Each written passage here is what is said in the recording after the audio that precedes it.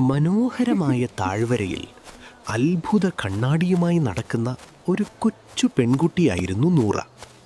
അവളുടെ മനസ്സ് സന്തോഷമായിരിക്കുമ്പോൾ ആ കണ്ണാടി തിളങ്ങുമായിരുന്നു.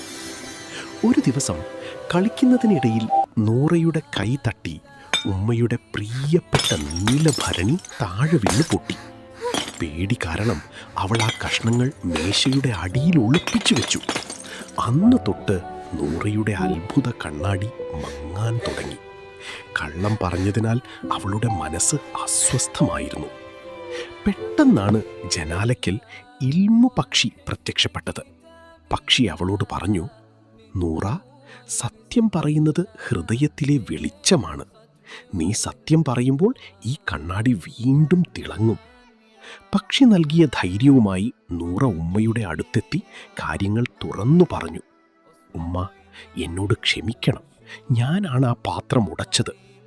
ഉമ്മ, സാരമില്ല, ഞാൻ മോൾ എന്നോട് തന്നെ വന്ന് സത്യം പറയും എന്ന് കാത്തിരിക്കുകയാണ്.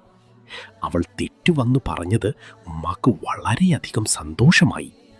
മകളുടെ സത്യസന്ധത കണ്ട ഉമ്മ അവളെ ചേർത്തു പിടിച്ച് പുഞ്ചിരിച്ചു. ആ നിമിഷം നൂറയുടെ ഉള്ളിലെ ഭാരം ഒഴിഞ്ഞു.